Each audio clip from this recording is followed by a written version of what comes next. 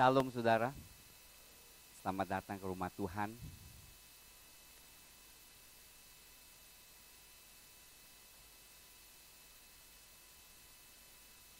Saudara, nanti bulan 12 kita adakan KKR. Pastor Donald Dickman akan melayani kita semua pada tanggal 11 hari Minggu sorenya jam 4. Jadi saudara, saya undang saudara ikut hadir dan bawalah kawan-kawan kita yang mungkin atau saudara-saudara kita, keluarga kita yang masih belum kenal Tuhan. Kita bawa mereka dan kita doakan mereka supaya Tuhan jamah sehingga mereka mengalami lahir baru di mana Tuhan nyata, saudara. Sebab firman Tuhan katakan tidak mungkin seorang masuk kerajaan surga jikalau dia tidak lahir baru. Tuhan Yesus katakan di Yohanes 3. Sebab itu kita hanya bisa berdoa dan Tuhan yang berkarya. Amin saudara. Juga mereka mungkin yang jauh dari Tuhan, yang pernah ikut Tuhan tapi jauh, bawalah mereka supaya Tuhan pulihkan hubungan mereka dengan Tuhan. Inilah salah satu panggilan gereja di mana kita terus mau menjangkau khususnya orang-orang yang masih belum kenal Tuhan. Saya percaya gereja banyak panggilannya, banyak pekerjaannya juga. Selain berdoa, memuji, menyembah Tuhan, mengabarkan Injil dan juga mendiscipleship, memuridkan, banyak saudara. Kadang kita menghadapi banyak tantangan dalam hidup ini. Tidak mudah saudara. Dan tapi saya melihat Tuhan terus memberkati jemaat di tempat ini. Saya melihat pertumbuhan saudara yang luar biasa. Ya, saya tahu sekalipun sekali-sekali kepleset, ya kan, merasa lemah, tetapi kasih karunia Tuhan besar. Amin. Pada akhirnya Tuhan pasti membela dan menolong. Amin saudara. Dikatakan firman Tuhan, cobaan orang benar tuh banyak, penderitaan orang benar banyak, tetapi Tuhan melepaskan atau menolong semuanya. Amin, membebaskan kita. Tuhan setia saudara, maka hari ini kita akan melihat kitab Zefania. Siapa yang sudah baca kitab Zefania? Hanya 3 pasal yang cukup singkat, tetapi berbicara banyak hal kebenaran saudara. Zefania dibagi 3 bagian. Sebenarnya tidak terlalu tepat kalau kita lihat dari pasalnya. Kalau kita lihat yang lebih tepat adalah dari pasal 1 sampai pasal 2 ayat 3 adalah bagian di mana Tuhan menuduh atau akan menjatuhkan penghukuman bagi umat Israel, khususnya kerajaan Yehuda. Kemudian dari pasal 2 ayat 4 sampai pasal 3 ayat 8 kita melihat bahwa Tuhan akan menjatuhkan hukuman atas bangsa-bangsa di sekitar Israel dan lucunya termasuk Israel, termasuk kerajaan Yehuda. Tapi akhirnya Zefania dalam pasal 3 ayat 9 sampai selesai adalah pemulihan dan pengharapan bagi umat Israel maupun bangsa-bangsa yang lain. Kita akan pelan-pelan melihat kitab ini luar biasa saudara. Saya senang setelah saya bacanya, ternyata luar biasa. Nah, Zefania melayani di zamannya Raja Yosias. Siapa yang tahu Raja Yosias? Raja Yosias ini adalah raja yang baik saudara. Kira-kira 10 tahun sebelum Babel menduduki Yehuda saudara, inilah nubuatannya. Jadi kurang lebih 10 tahun setelah Zefania, maka jatuhlah kerajaan Yehuda saudara. Jadi ternyata nubuatan-nubuatannya sangat tepat.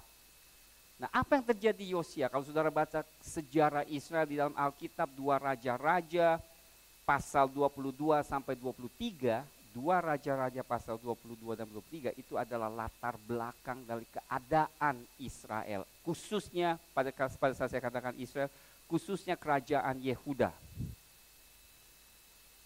Lucunya saudara, saya mau saudara perhatikan, ini ada suatu pelajaran yang penting. Lucunya Raja Yosia ini adalah raja yang baik. Raja yang mulai mengadakan reformasi di negaranya, di mana umat Yehuda sudah jatuh dalam dosa yang besar. Dan saat itu umat Yehuda, umat Israel tidak lagi kenal Alkitab, tidak lagi kenal firman Tuhan. Sedihnya saudara. Dan apa yang terjadi adalah pada saat dia usia 8 tahun dan menjadi raja, tiba-tiba di rumah Tuhan itu digali karena pernah dijajah dan ketemu firman Allah. Setelah ditemukannya mereka heran, ini apa ini? Saudara bayangkan, umat pilihan Tuhan tapi tidak kenal firman Tuhan sama sekali. Tertanam di dalam rumah Tuhan, tertanam saudara di dalam rumah Tuhan, tidak mengerti namanya ada Taurat Tuhan yang memberi perintah-perintah dan instruksi bagi umat Israel. Sama sekali tidak ada kaitan lagi karena mereka begitu dalam menyembah berhala. Berabad-abad dan beberapa keturunan sehingga mereka sama sekali tidak kenal Tuhan. Tidak kenal firman-Nya, saudara. Menyedihkan ya saudara? Yang menyedihkannya sebab saya rasa ini berbicara kepada kita juga. Seringkali kita dilahirkan di keluarga Kristen, tetapi kita tidak kenal Tuhan sebenarnya. Kita tidak kenal firman-Nya. Kita hanya kenal tradisi-tradisi, bukan kebenaran firman Tuhan. Pas saat kitab itu dibuka, perintah Tuhan dibacakan, saudara, Raja Yosia menangis di hadapan Tuhan. Seketika itu dia tahu bahwa penghakiman Tuhan akan segera dijatuhkan di atas bangsanya. Karena dia tahu dalam firman Tuhan, kalau manusia berbuat dosa, seperti dosa yang ditulis dalam Tauratnya, maka tidak lama hukum Tuhan akan jatuh di atas bangsanya. Wah, dia menangis sudah. Hatinya koyak di hadapan Tuhan. Dan saat itu dia mengutus salah satu orang untuk bertemu dengan nabi, seorang nabi perempuan. Dan nabi perempuan itu menubuatkan, saya melihat keremukan hatimu, saya tidak akan jatuhkan hukuman di atas Yehuda selama engkau hidup karena belas kasihan Tuhan. Amin saudara. Tetapi kita pernah bicarakan saudara, sekalipun Yehuda mempunyai suatu raja yang kudus, yang takut akan Tuhan, yang melakukan hal yang benar, tetapi sayangnya dosa umat Israel udah terlalu dalam. Saudara tahu kapan dalamnya? Saudara masih ingat raja siapa yang membuat Israel dosa sangat sampai tidak lagi ada kesempatan untuk balik? Kakeknya, yaitu Raja Manase. Raja Manase yang memimpin Yehuda 55 tahun membuat seluruh umat Israel jatuh dalam dosa sehingga Tuhan tidak dapat lagi istilahnya membiarkan tanpa penghakiman. Akhirnya Yehuda harus dijatuh hukuman. Sekalipun sudah dengar, sekalipun Yosia sudah melakukan yang benar, tetapi dosa terlalu dalam. Feeling saya, mudah-mudahan gak benar. Sepertinya politik yang terjadi di Amerika mungkin Donald Trump seperti Yosia. Ya mungkin sementara waktu memberikan suatu pengharapan, tetapi mudah-mudahan saya salah. Penghakiman itu tidak jatuh di atas negeri dan bangsa itu. Kenapa saya katakan demikian? Karena saudara ingat, pada saat pemerintahan Manase di Israel, saudara tahu kan, saudara ingat nggak? Tidak pernah kejahatan seperti dia, di mana anak-anak sulung itu dibakar di atas patung api, hidup-hidup dipersembahkan.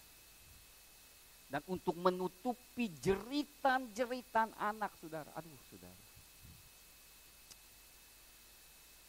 mereka mengadakan perayaan yang besar, musik-musik yang kencang saudara, sehingga jeritan anak itu tidak kedengaran saudara. Begitu jahatnya. Saya nggak tahu kenapa iblis begitu ganas terhadap bayi yang akan dilahirkan. Begitu ganasnya, begitu jahatnya saudara. Kita tahu saudara, sudah 55 juta bayi di Amerika diaborsikan. 55 juta. Sudah bikin besar nggak jumlahnya? Saya kasih tahu. Korban perang dunia aja, Amerika yang korban prajurit dan orang yang mati di perang dunia kedua, tidak sebanyak bayi yang dikorbankan, diaborsikan. Jadi saudara, saya mau saudara tahu bahwa sekalipun Yosia mengadakan suatu reformasi di atas kerajaan Yehuda, tetapi nubuatan Zefania tetap tidak berubah, bahwa pada satu saat ketika akan dihakimi. Mari kita melihat saudara pasal 1, bagaimana Zefania bicarakan tentang penghakiman atas Yehuda. Lihat saudara.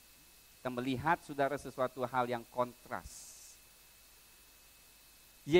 Zefania menggambarkan di kitab pasal 1 ini nubuatan yang kontra dengan Taman Eden yang Tuhan ciptakan. Kita tahu kan Taman Eden pada saat Tuhan ciptakan semuanya bagus, ya. Semuanya bagus, di mana pohon-pohon, burung-burung, ciptaan ikan dan sebagainya bertambah banyak. Tetapi pasal 1 menggambarkan penghukuman pada hari Tuhan. Lihat ayat 2, bertentangan dengan Kejadian pasal 1. Aku akan menyapu bersih segala-galanya dari atas muka bumi, demikianlah firman Tuhan. Aku akan menyapu manusia dan hewan. Aku akan menyapu burung-burung di udara dan ikan-ikan di laut. Aku akan merebahkan orang-orang fasik dan akan melenyapkan manusia dari atas muka bumi, demikianlah firman Tuhan. Aku akan mengacungkan tanganku terhadap Yehuda, terhadap segenap penduduk Yerusalem. Aku akan melenyapkan dari tempat ini sisa-sisa Baal dan nama para imam berhala. Juga mereka yang sujud menyembah di atas soto kepada tentara langit, dan mereka yang menyembah dengan bersumpah setia kepada Tuhan, namun di samping itu bersumpah demi dewa Milkom. Ayat 6, serta mereka yang berbalik daripada Tuhan, yang tidak mencari Tuhan dan tidak menanyakan petunjuknya. Lucu saudara. Kita selalu pikir dosa yang besar itu adalah melakukan penyembahan berhala dan sebagainya. Tetapi firman Tuhan di dalam hal ini dikatakan bahkan siapa? Mereka yang tidak mencari Tuhan. Lihat saudara. Mereka tidak mencari Tuhan dan tidak menanyakan petunjuknya. Berarti kita hidup yang sudah dalam Tuhan, kita hanya melakukan apa yang kita senang. kayaknya nggak apa-apa kok ya Tuhan, asal gue nggak berdosa. Tetapi saudara, saya mau saudara tahu, pada saat kita lahir baru, yang kita serahkan hidup kepada Tuhan, kita sudah harus mulai belajar untuk meminta petunjuk Tuhan dalam hidup kita. Ada amin saudara? Ada amin saudara? Berarti kita tidak hidup lagi apa yang kita mau saudara. Berarti kita harus serahkan kehendak kita kepada Tuhan. Tuhan, apa yang kau lakukan dalam hidup saya? Apa rencanamu? Apakah pekerjaan ini sesuai? Apakah ini benar di hadapanmu? Kita tidak lagi bisa hidup hanya untuk diri kita lagi. Tuhan di sini menyatakan di firman-Nya, mereka yang berbalik daripada Tuhan tidak mencari Tuhan dan tidak menanyakan petunjuknya. Berarti Tuhan sangat kecewa sudah. Bahwa umat Israel tidak lagi berdoa, meminta petunjuk Tuhan, pimpinan Tuhan, tetapi melakukan apa yang diinginkannya. Sudah, saya rasa sudah waktunya saudara di mana kita mulai belajar, di mana kita mencari kehendak Tuhan. Amin saudara, amin saudara. Jangan lagi kita hanya hidup untuk diri kita, karena kita sudah, kalau kita demikian kita tidak menjadikan Tuhan Tuhan kita. Amin. Tuhan kita. Bagi saudara saya rasa penting sekali di mana beribadah. Apakah harus datang berdoa? Saya rasa itu penting saudara. Gunakan waktu kita. Ayat 7 dikatakan, berdiam dirilah di hadapan Tuhan Allah. Sebab hari Tuhan sudah dekat, sungguh Tuhan telah menyediakan perjamuan korban dan telah menguduskan para undangannya. Tentunya saudara, Zefania sekalipun bicarakan tentang penghakiman yang akan Tuhan jatuhkan, yaitu memakai tentara Babel untuk menyerang kerajaan Yehuda, tetapi kitab ini pun bernubuat tentang akhir zaman. Bahwa akan terjadi sesuatu di mana umat Israel akan dikepung dan akan diserang. Zefania panggil, marilah kita berdiam diri di hadapan Tuhan, sebab hari Tuhan sudah dekat. Sungguh Tuhan telah menyediakan perjamuan korban dan telah menguduskan para undangannya. Berarti apa? Berarti Tuhan sudah pilih, bagi mereka yang hadir Tuhan menguduskannya. Amin. Tuhan sudah memisahkan saudara dari orang yang dilihat. Tuhan telah menghimpun saudara dan memelihara saudara. Amin saudara. Dengar. Firman Tuhan katakan Tuhan membedakan umatnya dengan bukan umatnya. Umatnya Tuhan selalu pelihara. Amin, haleluya. Tuhan selalu menjaga dan memelihara umatnya. Seorang hamba Tuhan, anak Tuhan melihat penglihatan sudah di akhir zaman. Dikatakan pada saat peperangan dunia terjadi, kelaparan, bom nuklir dan sebagainya, dikatakan umat Tuhan sepertinya ada suatu lapisan di dalam diri mereka, di diri mereka, sehingga bom apapun tidak akan menyerang mereka. Radiasi tidak akan kena terhadap umat yang Tuhan percaya. Amin saudara.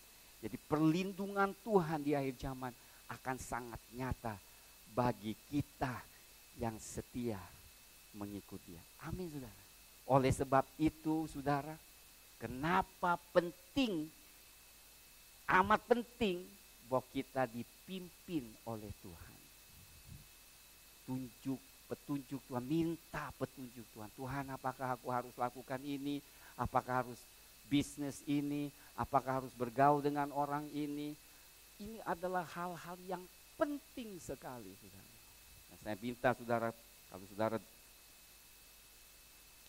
bisa tanggapi dengan baik, saya yakin saudara pasti diberkati. Karena sudah saatnya makin hari makin sulit, dengar baik-baik.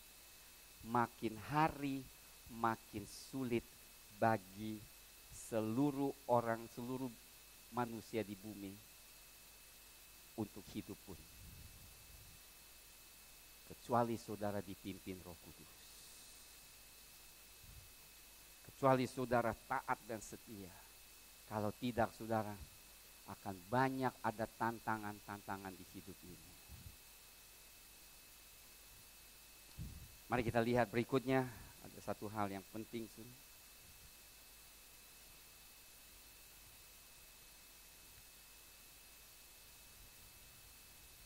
Lihat yang hal kedua, saudara. Pada waktu itu, ayat 12, aku akan menggeledah Yerusalem dengan memakai obor dan akan menghukum orang-orang yang telah mengental seperti anggur di atas endapannya dan yang berkata dalam hatinya. Ini dengar saudara, Tuhan mendengarkan umatnya yang berbicara dalam hatinya. Apa dikatakan hatinya? Tuhan tidak berbuat baik dan tidak berbuat jahat. Kenapa Tuhan tidak senang dengan umatnya mempunyai hati seperti itu? Dikatakan maka harta kekayaannya akan dirampas dan rumah-rumahnya akan menjadi sunyi sepi. Apabila mereka mendirikan rumah, mereka tidak akan mendiaminya. Apabila mereka berbuat kebun anggur, mereka tidak akan minum anggurnya. Ini adalah suatu hal yang menyedihkan, saudara. Siapa yang membangun rumah tapi nggak ada kesempatan untuk tinggal? Mau bikin bagus, tapi Tuhan katakan kau tidak akan tinggal. Saudara tanam pohon anggur, tetapi sudah tidak akan menikmati hasil dari karya saudara. Ini adalah suatu kutuk yang Tuhan jatuhkan. Kenapa? Karena mereka jauh dari Tuhan. Mereka tidak ada hubungan dengan Tuhan. Mereka tidak kenal Tuhan. Tuhan itu tidak nyata. Dengar saudara. Maka mereka katakan, Tuhan gak berbuat baik. Tuhan juga gak berbuat jahat. Lucu saudara. Di mata Tuhan, Tuhan tidak berkenan jika kita mempunyai pendirian seperti itu. Ya kalau mungkin di luar, orang belum kenal Tuhan mungkin bisa bicara seperti itu. Tapi Tuhan mau kita yang mengenal Tuhan tidak mempunyai filsafat hidup seperti itu. Ya Tuhan gitulah. Gua berbuat baik juga gitu. Gua melayani juga begitu. Siapa yang punya seperti itu? Mungkin sekali-sekali ada pikiran seperti itu. Amin, haleluya. Iyalah, aku pegang banget. Ada pikiran seperti itu. Kita tidak bisa lagi melihat tangan Tuhan menolong. Kita tidak bisa melihat keadilan Tuhan. Istilahnya kita tidak lagi beriman dan berharap, saudara. Waduh, itu mengerikan, saudara. Lebih baik orang yang benci kepada Tuhan, kemudian Tuhan ubah dan menjadi cinta kepada Tuhan seperti Rasul Paulus, ya kan? Daripada mempunyai pendirian ya adem-adem, saudara. Suami istri mestinya hangat kan, ya kan? Cia, I love you, you love me. Cia. Hangat panas, ya kan? Pacaran hangat panas, ya kan? Mana kan cuek-cuek, makan mana, nonton mana? Gandengan tangan juga asal-asalan. Siapa yang mau pergi pacaran seperti itu? Ogah. Mestinya hot seperti istri saya. There must be feeling. Amin saudara. Itu namanya hubungan yang sehat. We love. We feel. Kita berasa. Ya, kita senang hadirannya. Kita makan bersama. Senang. Ada amin saudara Edwin. Amin.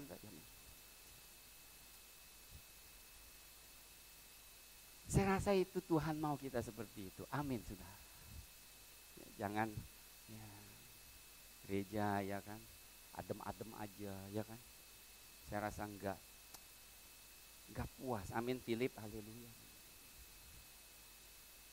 Pegang tangan juga hangat ya kan, orang katakan kejabatan tangan ya kan. Kalau jabatan tangan, saya pernah di jabatan tangan gini. Aduh merasanya gimana banget gitu, mending gak usah jabatan tangan ya kan. Kamu jabatan tangan, rasanya mantap. Amin saudara. Pegang istri, mantap. Cie ya kan. Saya gak berani pegang, tadi pukul lagi. Rangkul istri pun mantap ya kan, jangan begini.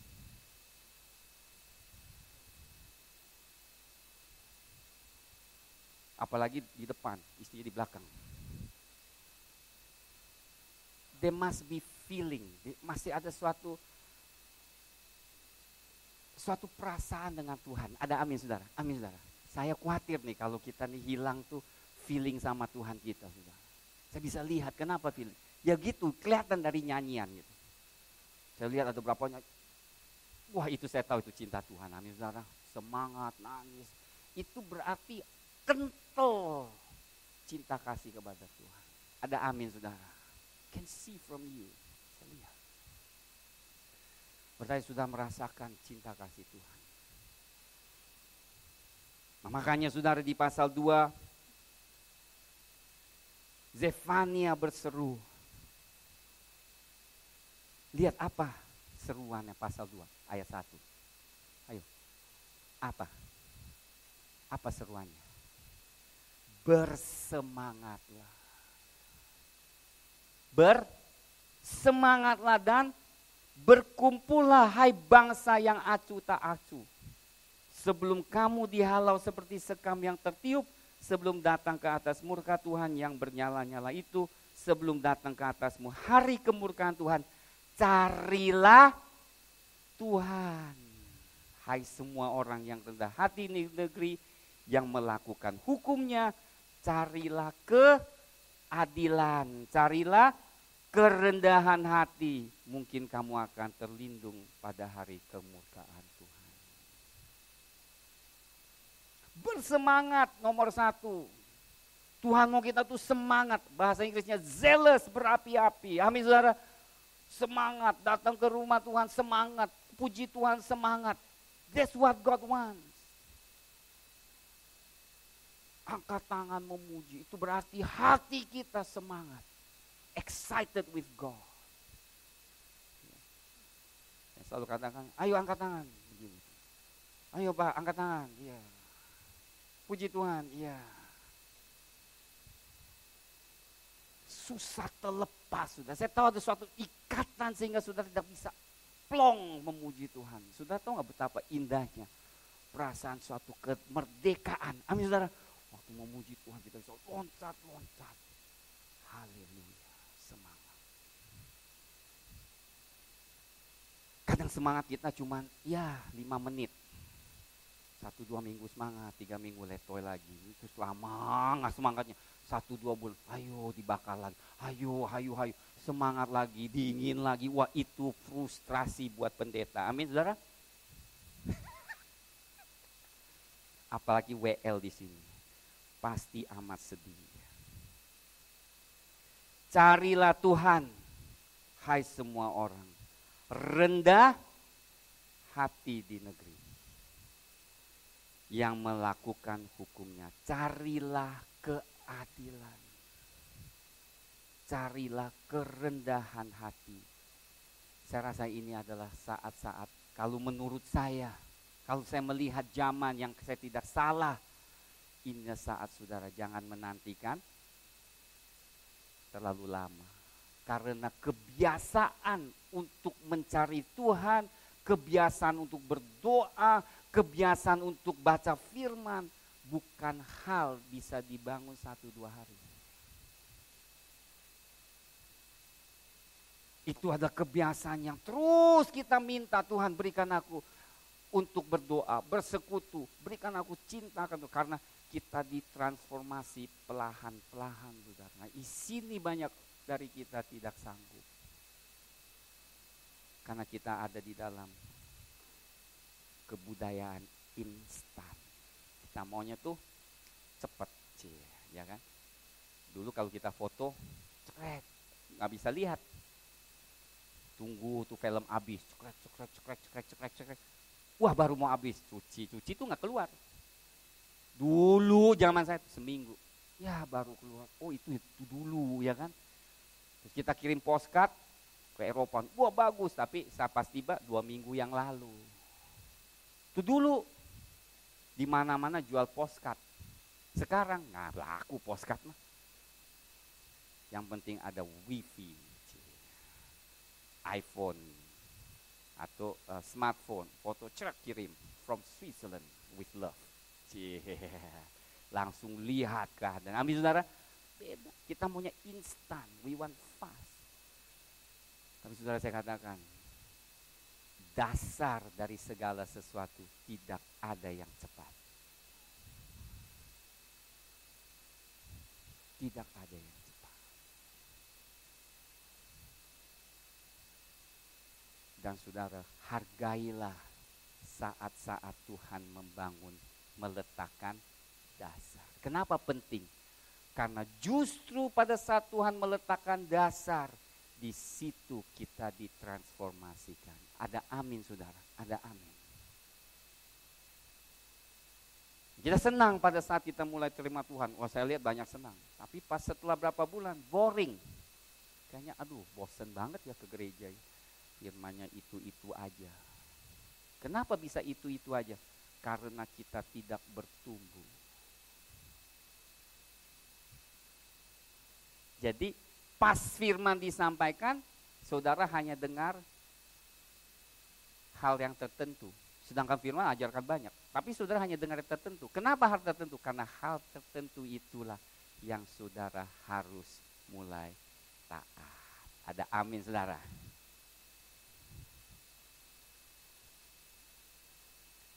Pasal kedua kita melihat luar biasa. Bahwa Tuhan akan, bukan pasal kedua, bagian kedua pasal 2 ayat 4 sampai pasal 3 adalah hukuman atas bangsa-bangsa di sekitar Israel. Karena mereka melakukan kejahatan dan sebagainya. Saudara akan melihat berapa negara, pernah kita sampaikan di seminar akhir zaman ya saudara. Moab, Amon, Ethiopia, Gaza, ini adalah negara-negara sekitar Israel. Dan Tuhan akan menjatuhkan hukum. Nah lucunya saudara, dengar baik-baik. Dengar baik-baik. Pada saat Tuhan jatuhkan hukum, Israel termasuk nggak? Israel termasuk di dalam hukuman Tuhan. Kenapa saya mau tekankan ini? Sebab banyak teologi yang mengajarkan di akhir zaman kita akan tidak dihakimi karena kita umat Tuhan. Saya katakan tidak sesuai dengan Alkitab.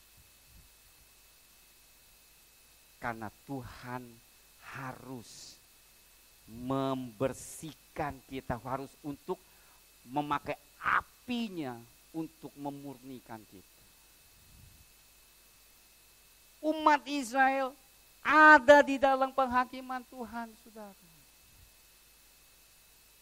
Kenapa? Nah kita lihat lagi saudara. Saya mau saudara dengar baik-baik.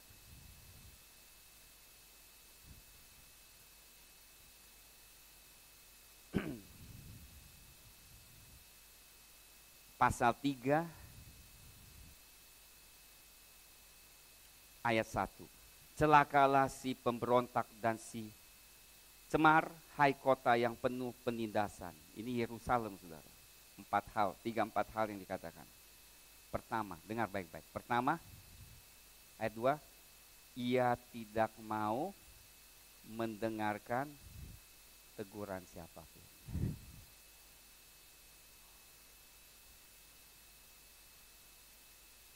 Ini kita jangan katakan ini untuk Yerusalem. Ini untuk saya, untuk saudara. Kalau sudah saatnya tidak ada orang bisa tegur saudara, celakalah. Karena dia tidak mau terima teguran lagi. Apakah saudara masih mau terima teguran? Sampai saat ini saya masih terima teguran. Kedua, tidak mempedulikan kecaman. Tidak lagi peduli. tidak mau dengar teguran, tidak mau lagi peduli kecaman. Ketiga, kepada Tuhan ia tidak percaya. Gua nggak percaya lagi sama Tuhan. Keempat, tidak kepada Allahnya ia tidak menghadap atau dia tidak menghadapi hadiratnya. What is English?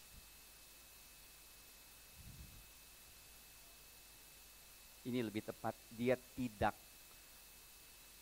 mendekati Allahnya. Lebih tepatnya ini. Ini tidak menghadap kepada Allahnya, ia tidak menghadap. Tapi lebih tepat adalah dia tidak mendekatkan dirinya dengan Allahnya.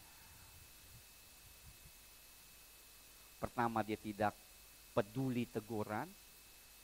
Kedua, dia tidak peduli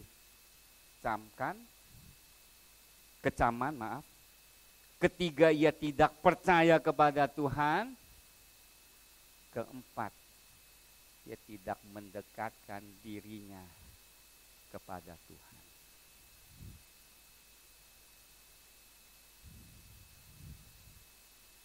Saya mau tanyakan saudara, kira-kira kenapa kita nggak suka dekatkan diri kita dengan Tuhan? Kenapa? Dua alasan kalau menurut saya. Pertama, mungkin saudara belum lahir baru.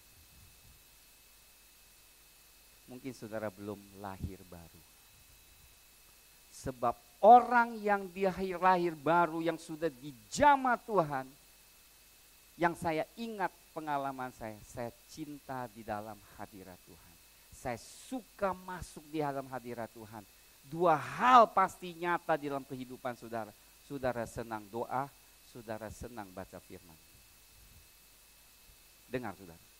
Saudara senang doa, saudara senang baca firman. Saudara tidak lagi suka yang tidak baik, saudara senang hal-hal Tuhan. Itu adalah tanda seseorang lahir baru. Kalau saudara tidak suka, aduh kayaknya gue masuk hadirat, aduh susah, capek, nyanyi tuh nggak enak. Saudara mungkin harus tanyakan, apakah saudara udah lahir baru gitu. Ini penting gitu, karena kalau saudara nggak lahir baru, percuma. Saya belak-belakan kepada saudara. Percuma dipaksa pendeta, karena saudara memang nggak suka gitu. Misalnya tabiat kita yang lama, emang kita sukanya dosa. Betul nggak? Kalau kita nggak diubahkan Tuhan, mana mungkin kita bisa suka puji Tuhan, haleluya, ya datang ke gereja nggak kemana-mana, nggak mungkin karena kita lahir baru, saudara. Tuhan telah memberikan tabiat yang baru, namanya yang lama sudah berlalu, yang baru sudah datang, karena saudara adalah ciptaan baru. Tapi kalau saudara masih suka, ya makanya aduh gue susah banget deh ke gereja, susah dengar firman. Saudara, saya mau tanyakan, apakah saudara sudah lahir baru gitu? Kalau seorang lahir baru, yakin saudara, dia pasti ada kerinduan kehadap Tuhan. Ada amin. Makanya anak-anak kita, saudara, bukannya kita bawa dia ke gereja, dia lahir baru. Enggak bisa, dengar baik-baik. Bukan dibawa ke gereja mereka lahir baru. Bukan orang yang hadir di gereja mereka lahir baru.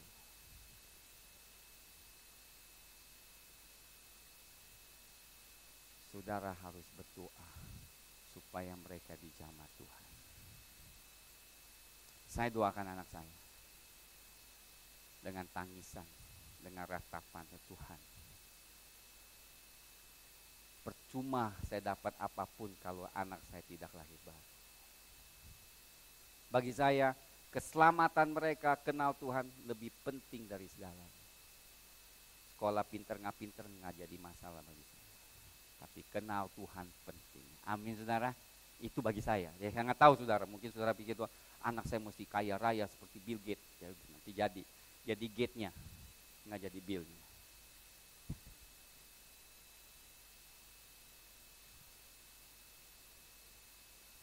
Kedua, adalah mungkin saudara sudah lahir baru, tapi tidak mengembangkan kerinduan itu, tidak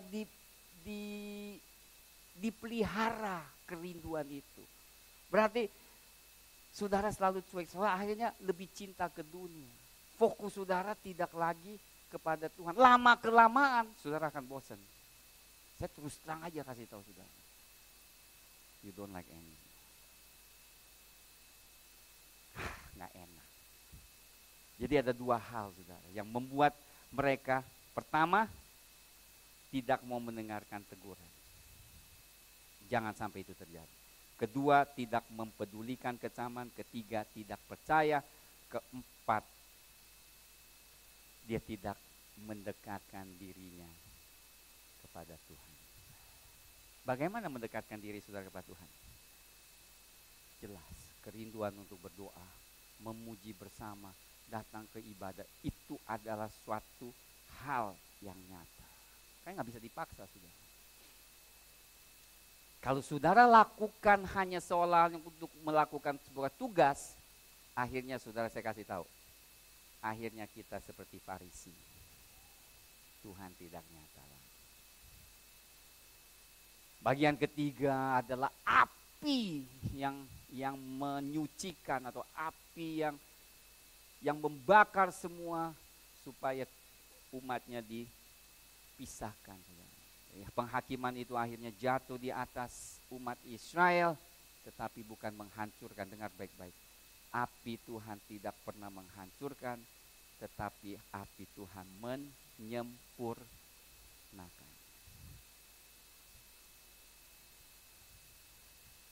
Ayat 9 pasal 3. Tetapi sesudah itu ia akan memberikan bibir lain kepada bangsa-bangsa, bibir yang bersih, supaya sekalian mereka memanggil nama Tuhan, beribadah kepadanya dengan bahu-membahu. Setelah semua terjadi, Tuhan akan mendirikan kerajaannya dan semua akan datang kepada Tuhan, memuji Dia. Dari seberang sungai-sungai negeri Ethiopia, orang-orang yang memuja aku, yang terserak-serak akan membawa persembahan kepadaku. Tanda seorang yang lahir baru yang cinta Tuhan, mereka senang datang, mereka senang bawa persembahan, saudara. Bukan orang yang susah banget bawa persembahan. Itu mungkin ya kita harus pikirkan, ya kan. Kita lebih gampang menggunakan uang kita untuk hal-hal dunia, tapi hal-hal yang kerajaan surga kita susah. Mungkin dipertanyakan, apakah kita cinta Tuhan? Lihat ayat 12. Berbalik dengan apa yang tadi kita katakan. Umat yang rendah hati dan lemah, mereka akan mencari perlindungan pada nama Tuhan. Lihat kan? Ada sikap rendah hati. Ayat 14. Ayat 13. Yakni sisa Israel itu mereka tidak akan melakukan kelaliman, berbicara bohong, dalam mulut mereka tidak ada terdapat lidah penipu. Jujur, karena roh Allah sudah ada di dalam mereka. Kalau kita suka tipu, suka bohong, mungkin belum dijamah Tuhan dalam hal itu. 14.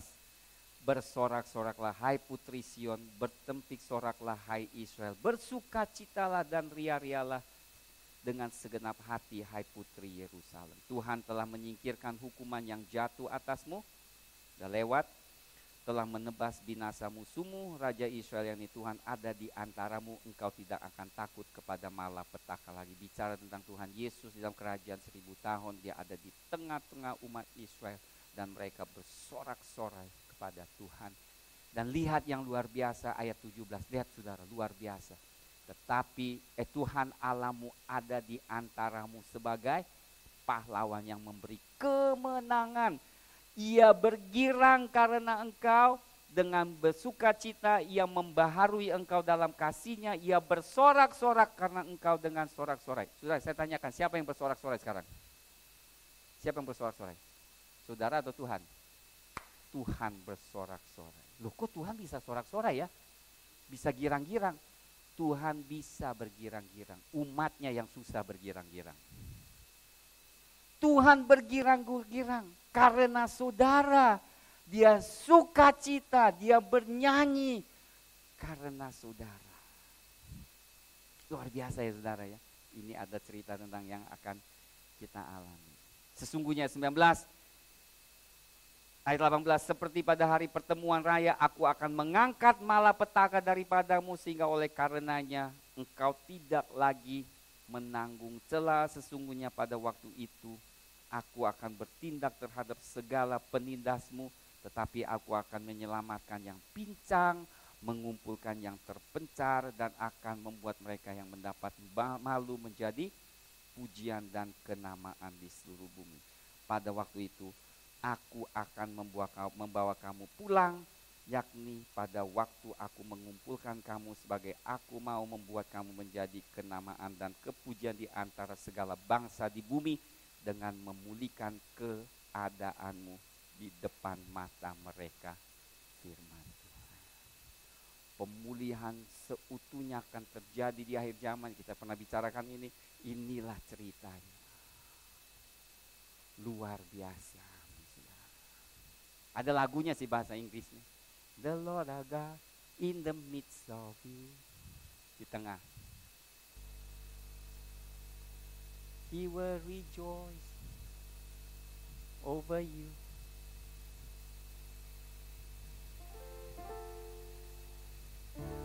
Di Zefania jelas saudara, dari pasal 1, penghakiman atas umatnya, atas bangsa-bangsa di sekelilingnya, tapi tujuannya bukan untuk menghancurkan, justru dia mau memulihkan.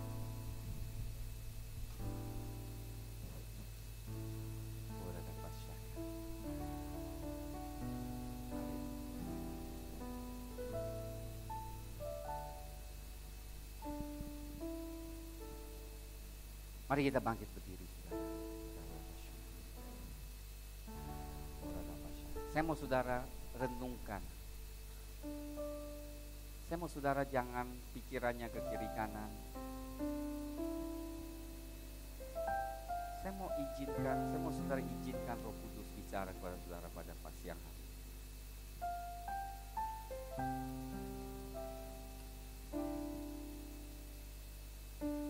Apakah saudara cinta Tuhan, cinta hal-hal Tuhan?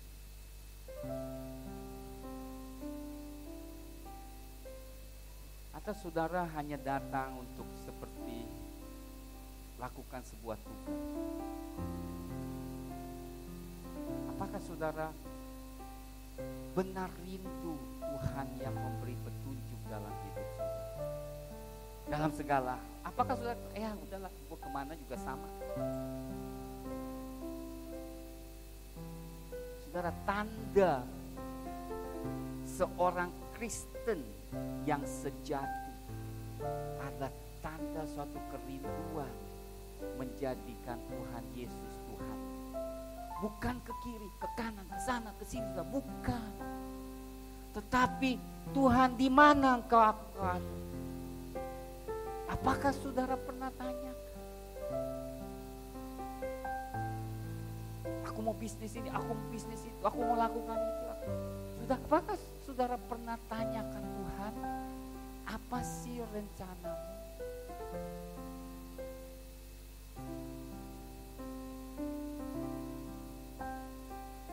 Saya sungguh saudara minta saudara pikirkan.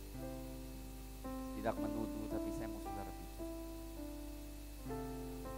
Apakah saudara milik Tuhan Yesus? Karena kau kalau milik Tuhan Yesus, kau pasti izinkan Tuhan yang memerintah di hati.